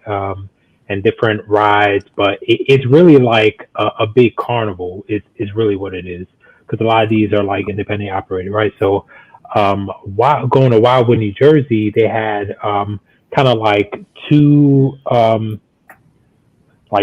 kind of somewhat theme parks with roller coasters and all that stuff, but they also had like the carnival games. So I remember because this was like the first time I ever won a carnival game. They're rigged for you to lose. So I want to say it was some of the rings on Coke bottles, right? Right. So I actually won, and I was like, whoa. So I'm looking like, what are the prizes? And they had like a bunch of different cassette tapes, and I was like trying to figure out what I was going to pick, and I wind up going with it was TLC's debut album, Ooh on the TLC Tip. And I remember there was a lot of tapes there, a lot like I didn't know anything about, but that one, it appealed to me. Like, I think I might have heard the one song, I Ain't Too Proud to Beg, but, looking at the cover on that tape, how they were dressed, with jerseys and their hats backwards or whatever, and all that, like, it really appealed to me, me being into hip hop and R&B and all that. So, brought it home. I had my Walkman and all that, and just loved it. Definitely. Rest in peace, Left Eye. Loved that Left Eye was like rapping on several of them songs. Love T-Boz's voice and all that. But yeah, man, I think it was dope. And when you win something like that, obviously you feel like you're gonna get the most out of it. So I played the hell out of that tape. Yo, the funny thing about that, bro, I feel you about winning a carnival game because we were at some pizza spot, and that game with the claw, like off Toy Story. Yeah. I played that I won a teddy bear, and y'all would have thought I just won $100,000. Like, because I had never, like, I've lost so much money during those years. And I don't think enough people talk about TLC. I don't think enough people talk about this album. I always talk about when we say we were outside. If you weren't there, you may not understand how important that album was to music because nobody was doing that. And that's what folk got to understand when it's one of those reasons why I'm always like, you just had to be there. Not saying you can't appreciate the music. I'm never saying that, but I'm just saying to really fully understand it, you had to be there because nobody was doing what TLC was doing. I Ain't Too Proud to Beg. Basically, it's 2021. They like, yo, if I want to ask for some dick, I'm gonna ask for some dick. Like this is 1991. Okay, That's a nice way of saying it. But that's what Ain't Too Proud to Beg and walking around with condoms on there.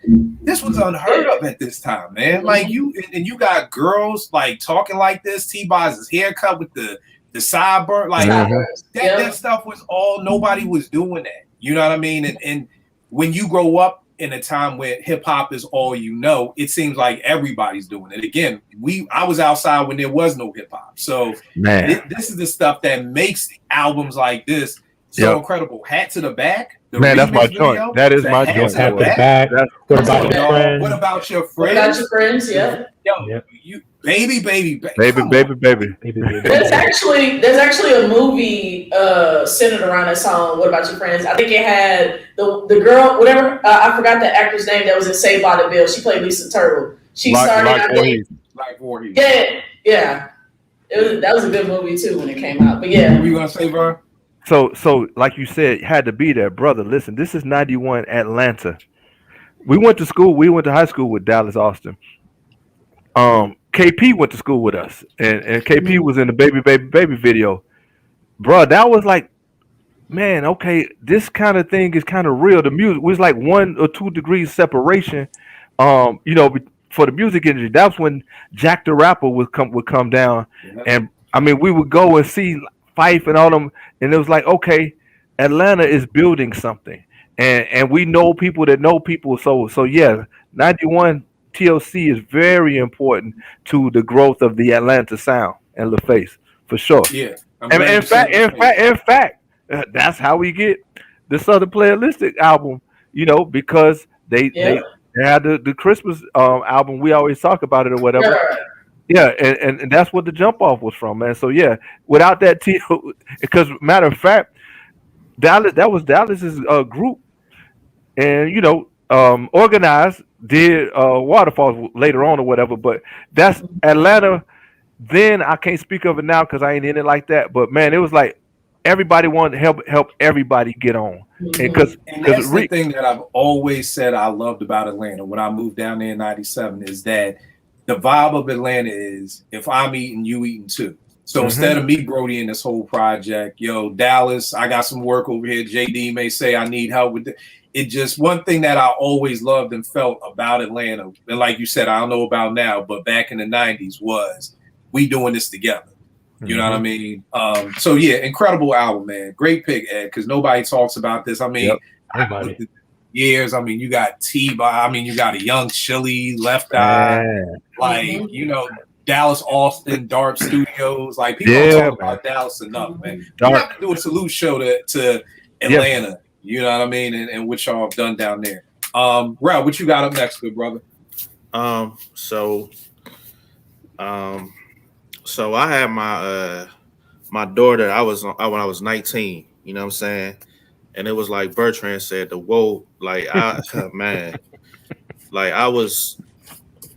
First of all, at 19, you know what I'm saying, I couldn't raise myself. Like, you know what I'm saying? Like to be responsible for another human being, like I just couldn't believe, like, you know what I'm saying? I was scared out of my mind, and then it's a girl. You know what I'm saying? So it's like all that stuff I was doing coming up is like, okay, now I'm gonna sit you down real quick, give you a daughter that looks just like you. So so, you know, me and my daughter are close, you know what I'm saying? But I just remember this one time where, you know, you had those times that you remember when you spend with your child, like, and it's like, you know, all day, y'all here, y'all doing this and y'all bonding. And you have that certain thing, like, that was just for me and her and nobody else. So what it was is, for some reason, I was playing Raphael Sadiq, Ask of You, right? And in the song, he would say, you know, I love you, Deja, right? Well, my daughter's name is Asia. So she was probably like 5. I would always sing that part, you know what I'm saying? But I would say Asia, you know what I'm saying? So, you know what I'm saying? That day, you know what I'm saying, is when I started doing that. And she just loved the song because I was putting her name into the song. And we went to the mall, went sneaker shopping. As you can see, I'm into that. We went and hung around my friends. We went out to eat. You know what I'm saying? It was just a day I spent with my daughter, like the whole day. And that song is like something that me and her had, like, that wasn't like with her mom, or her and my mom, her grandmother. It was me and her, that thing. And to this day, like, that's like a little special little thing that we got. Because I would sing that song, that part, but I would replace the Deja with Asia because her name is Asia. So that song sticks out to me. So that moment. How does she spell it? Asia is so crazy. You know we gotta spell it crazy. So she spell you know we gotta spell it crazy. You know she ain't spell it the regular way. It's a silent Q in it. Almost. She spelled her name Asjah. Okay. That's not. I like that. That's cute. Yeah, like John. So me, bro. I done seen so many names. I'm like, we gonna stop. We gonna give black folk 1 apostrophe per name. Like, you can have more than 1 apostrophe for no goddamn reason with this kid's name. But what you gonna say, Bar? No, my baby sister's name is Asia, but it's AJA, and she's named after the Steely Dan album. So that's what I was about to say. Yeah, that's who Kendrick Kendrick's wife is named after the album too. Yeah. Yeah, my favorite album.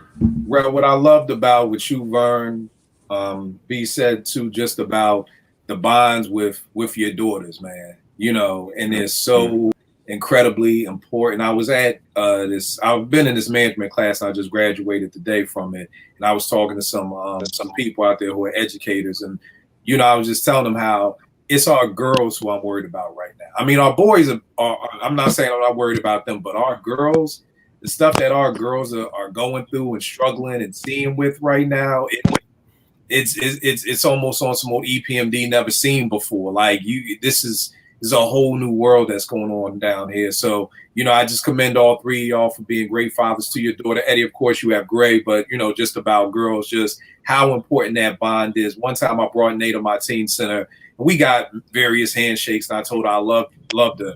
And one of my hardest girls started crying. And I was like, what's wrong with you, Kay? And she was like, you told your daughter you love her. I'm like, and she was like, nobody ever told me they love me. And I was like, hey, shut up. Don't tell me nobody ever told you they love you. And she was like, you could see the pain in her eyes of it being like, nigga, I told you. Ain't nobody ever told me they love me. You know? So it's just a testament to say, man, just important. And how Rel said, you need something with your daughter. You need something with your son. This isn't about if you're with your child's mother, y'all married, y'all divorced, whatever it is. You need something that you two share and that you two have. And especially with our daughters. I'm really preaching tonight, y'all. I don't know why I'm preaching. Hey, bro, you like, hey, just go with it, man. But you know, and I always tell people this, and it's a crazy story. It's totally off topic, but it's just here. So I take Nay out on a date. She's gotta be 7 to 8, and I'm like, look, this is how a date is. I'm not hanging out with you. I'm showing you how a boy will come and take you out on a date. Like I'm like, yo, he picks you up, go to the movies, or you want some popcorn. No, we sit in the movie. It's one of them, you know, the relaxed reclining chairs. So it's Naomi on the end, me. It's a young white dude, his girlfriend, and her little sister. So they're like teenagers. And this is 12 o'clock in the afternoon. This is like freaking, you know, Toy Story, one of those things. This is 12 in the afternoon. And the lights are going down.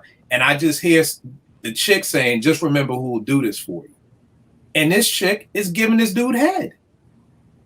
Oh, wow. At 12 o'clock in the afternoon, during Toy Story, nothing but kids, and your little sister, who's probably 10 or 11, is right there. And I was like, yo, what the fuck? And she jumped up like, oh my God, I'm so sorry. I didn't do it. And, you know, they got up and left the movie theater. And, you know, the blessing was, you know, Naomi's just looking at the trailer. She's not paying any attention to anything. But I always tell people I don't believe in coincidence. That it was no coincidence that the day I take my daughter on a date, not to hang out, but a date, that this is what God shows me. And I think the most heartbreaking thing was the girl telling the boy, remember who will do this for you. So when the mother girls won't suck your dick in the movie theater, I'll do it. And it was just such a sense of, yo, this is where our girls are at. And this ain't a black or white thing, because I've told the story and people are like, who cares? They were white. Who cares? They are kids. Like this is somebody's daughter here who's doing this in front of her little sister. What's her little sister gonna think of? Okay, this is what you do. So it's just so important that we take those time to have them daddy-daughter dates and, you know, all of that stuff before you can pay now, you can pay later, but you gonna pay. You gonna pay. Yep. So whether you paying for your grandchild's clothes, okay, you gonna pay. So, and when you pay later, it always costs more. So just salute again to everybody up here for being the great dads that you are, and I appreciate y'all. Rel, you just gave yours. My last joint is my senior year of high school. Vern, you will love this choice because we have argued over this plenty of times, and I have finally said, you know what? I am wrong. Why can't I find anything over here today?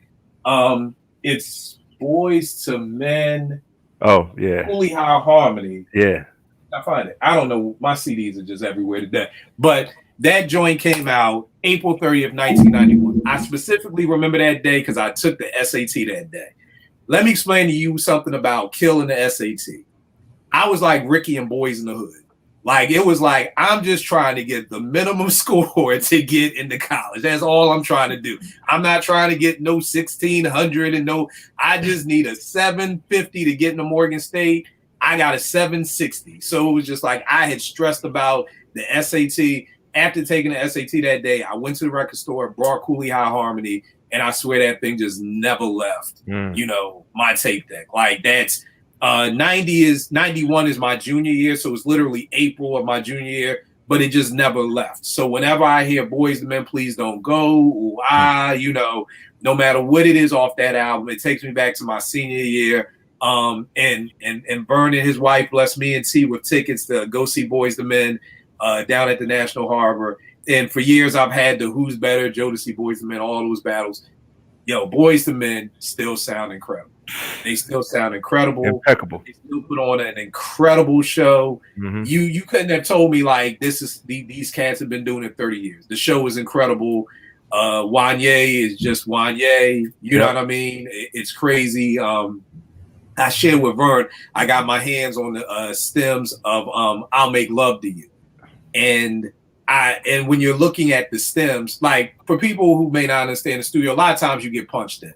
So, the singer may sing the hook, they stop, then they come back in with the verse. People get punched in sometimes throughout the song if they can't really do the whole thing. Wanya from the bridge to the end is one take. Yep. That right there, that's where I just gotta say, bow down and say, you win. Y'all know me. I got no problem saying I'm wrong.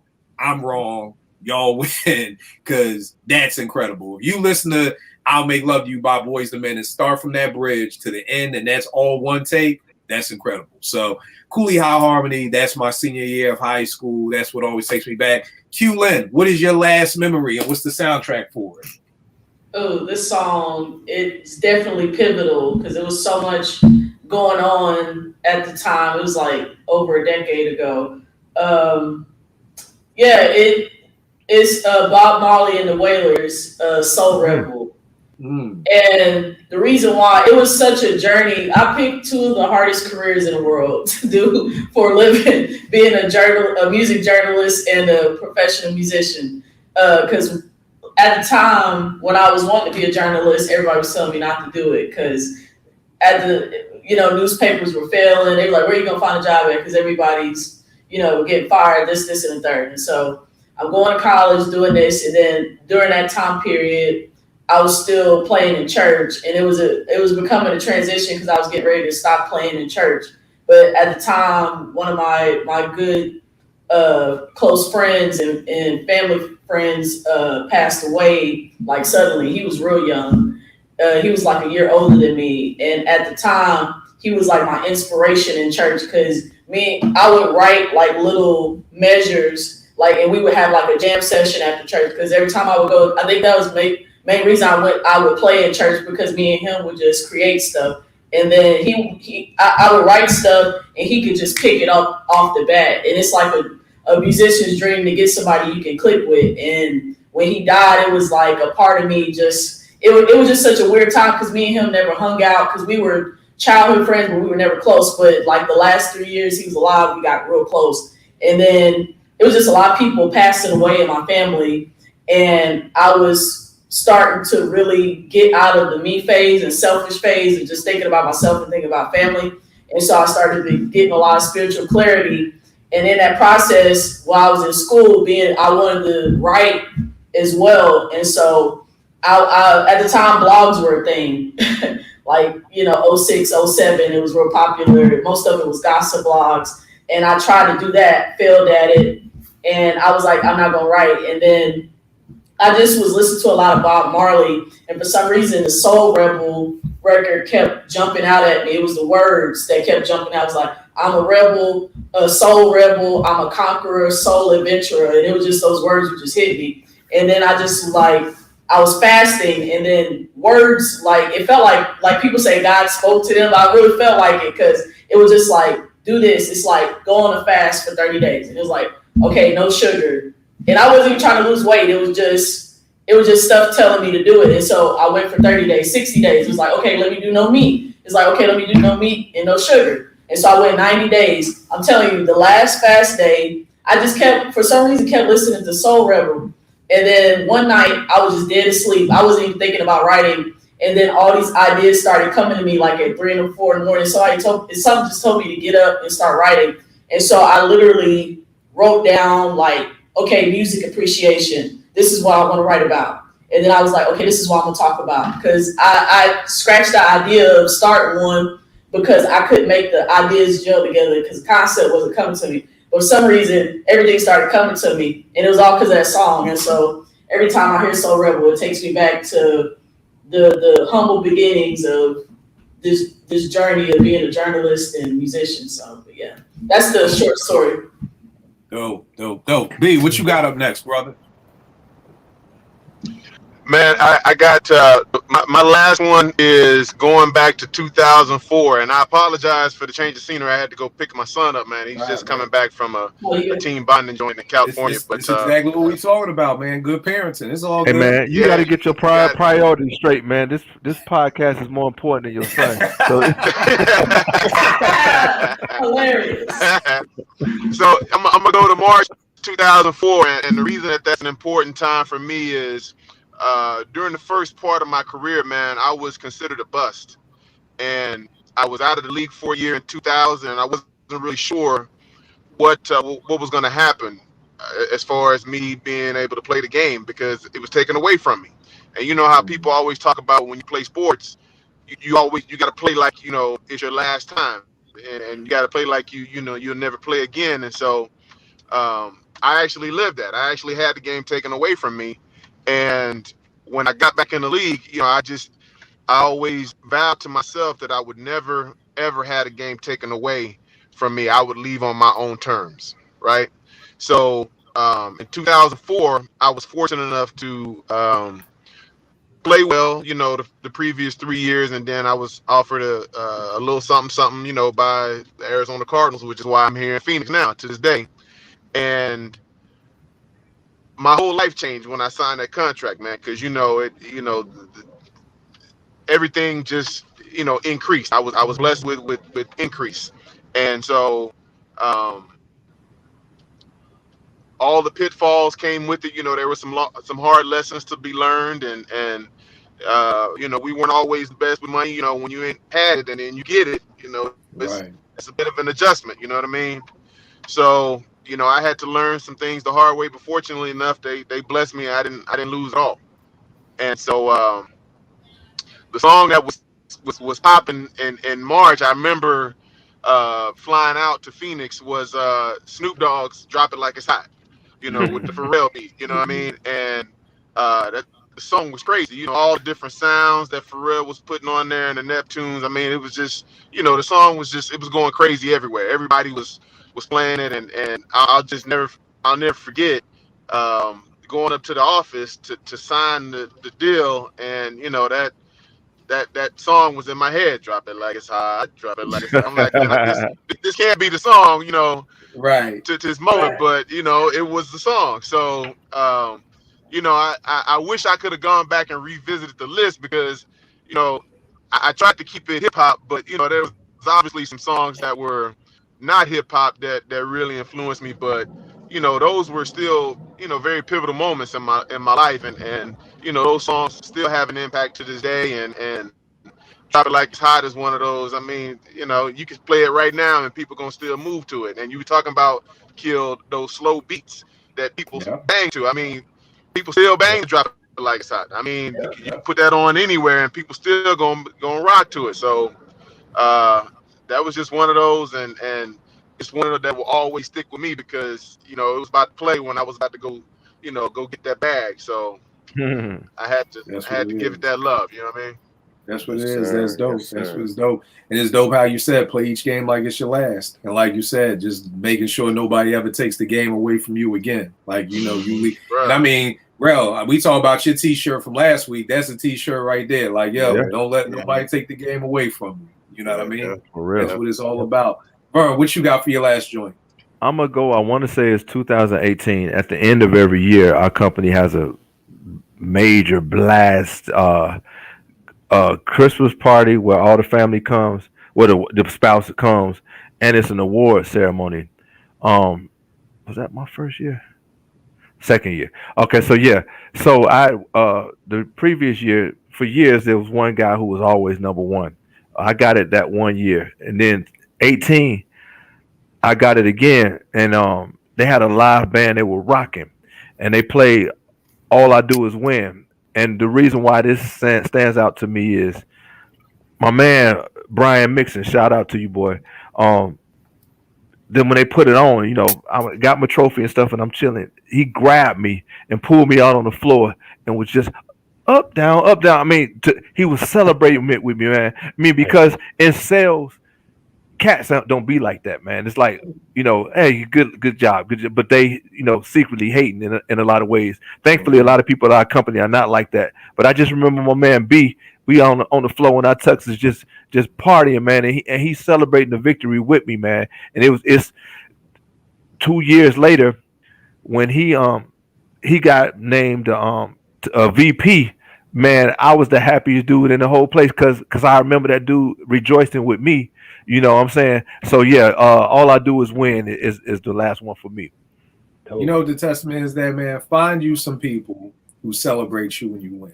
Mm-hmm. That's so important to have in your circle. I think, bro, you post something on IG. I'm not big on IG. I like literally just scroll through and roll out. But I think you had a picture of a Range Rover, and it was something like, Oh yeah. I was about to call you like, yo, that's the Range. Like, yo, it's like you want people who are genuinely happy for you, man.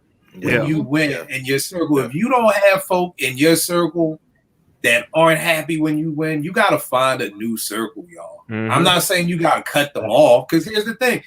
Some things are, instinctual. Some things just happen. Some people have to be taught. Some people don't know how to celebrate on people. Like I always challenge some of these mothers I work with. That boy father don't know what to do with him. He just don't know what to do. Like, you know what I mean? Like I've had to take fathers out from the hood with their kids and with Naomi and kind of show them what to do. Like, it's everything is instinctual, but that's what you want to really, really pray for, is that there are people around you that can celebrate you when you're winning. Like that's important. Those are the people you need to keep in your circle. Yep. Well, congratulations for you. Just signed his guy's first house. Like that's huge. Like we've got to learn to celebrate. Yeah, man. And I say this on the timeline all the time. Like you said, bro, see, some people, I've been on Twitter 12 years. Some folk only been following me recently. So when I say shit like I got a raise, niggas think I'm trying to flaunt. Nigga, you wasn't following me when I was walking around the mall and I only had enough money to get Naomi something to eat. Nigga, and I ate by going to get the little, what do you call them? The samples. The samplers. Yeah. I would come in the mall, get a sample of each place, then pay for Nate to get something to eat, then get samples. Y'all wasn't here on Twitter for that. So trust me, ain't nobody flossing, nigga. I'm just trying to celebrate with folk. And people know me. If you follow me on Twitter, I'm open. You know my wife's name, my daughter's name. I tell you the ups and the downs. So please don't nobody ever think I'm trying to floss. I'm nowhere near flossiness. I'm just showing people you can be down and then come up. So, you want to get people around you can celebrate you. Eddie, what you got for your last one, good brother? All right, my last one, I might have shared with y'all before, but it's a very significant one for me. So my son Gray, he was born November 2014. I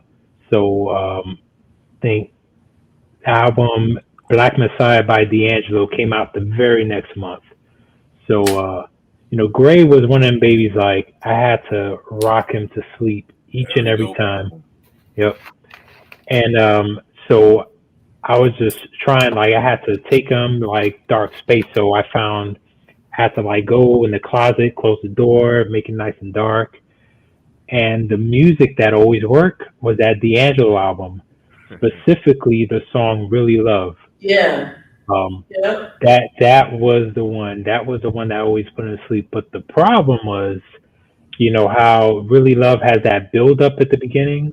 Mm-hmm. Like before it gets to the Spanish guitar, right? The song is technically playing, but you're playing it and it's like you can barely hear.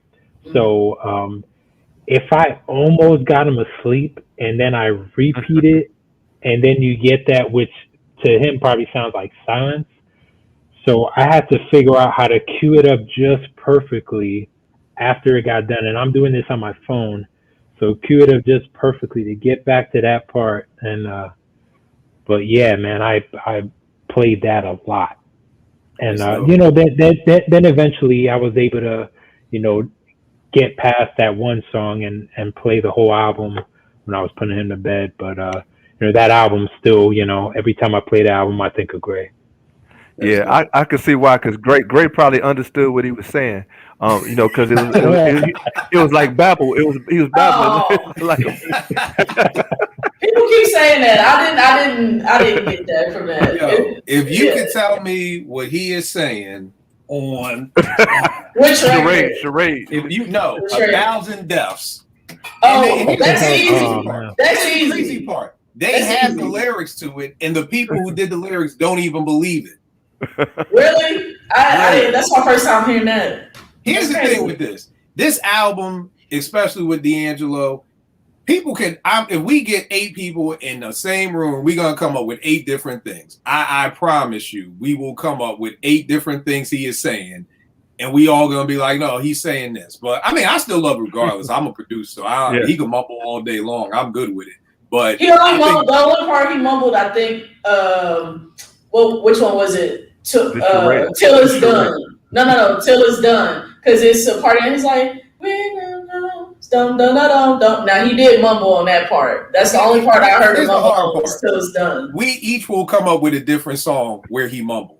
This is what you will have to teach a master's class. We will have to have an Apartment 5B master's class where you can break down all of these lyrics, because you may just need to get an award if you can literally get D'Angelo to sign off on. It's like almost that website Genius. I know Genius all wrong. So you gotta teach a master class on this joint right here. Rel, what you got for your last joint? All right, so we go back a couple episodes when the Sixers blew that lead. Oh my God! Do we have to go back? No, let's. I don't want to, but I got to. So it's all good. It's all good. I'm past it. We getting rid of it, so let's go. Yeah. Hilarious. I'm a diehard Philadelphia sports fan. Eagles, Sixers, Phillies, Flyers. You know what I'm saying? I'm diehard. So if we, as evident by the past episode when I was depressed. And before I get to the story, I got to shout out Vern, because I was drinking that wine out the bottle on the show and everybody was laughing. Vern actually, sent me, a Cash App to get some more wine. You know what I'm saying? Is it red or white? Drink away the pain. Drink away the pain. Vern a real one. Vern a real one for that. So anyway, my moment is when the Eagles won the Super Bowl. When the Eagles won the Super Bowl, you got to understand, if you're an Eagles fan, the pain you have been through dealing with that team, and the heartbreak, the chokes, the bad, you just. This is just stuff I could just grab. Just sitting in the studio. I don't even got to dig for it. There you go. It's sitting right there.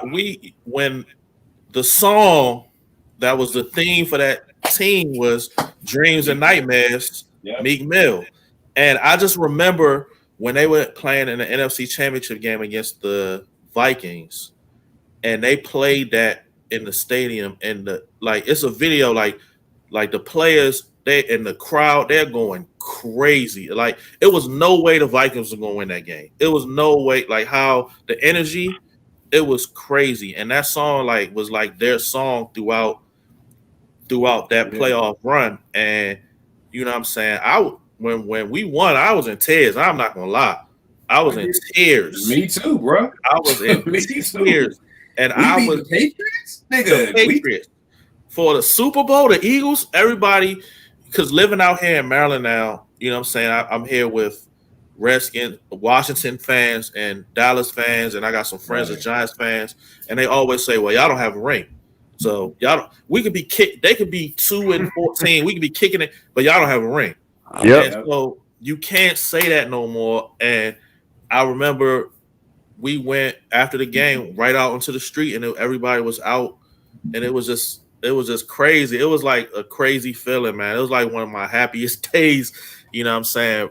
Recently, when they won, man, it was. You know what I'm saying? It was crazy, man. You out there hugging people you never met before. It was crazy. And that song, when that song come on, it was just like that just embodied the whole run for that team. You know what I'm saying? So that's my last one.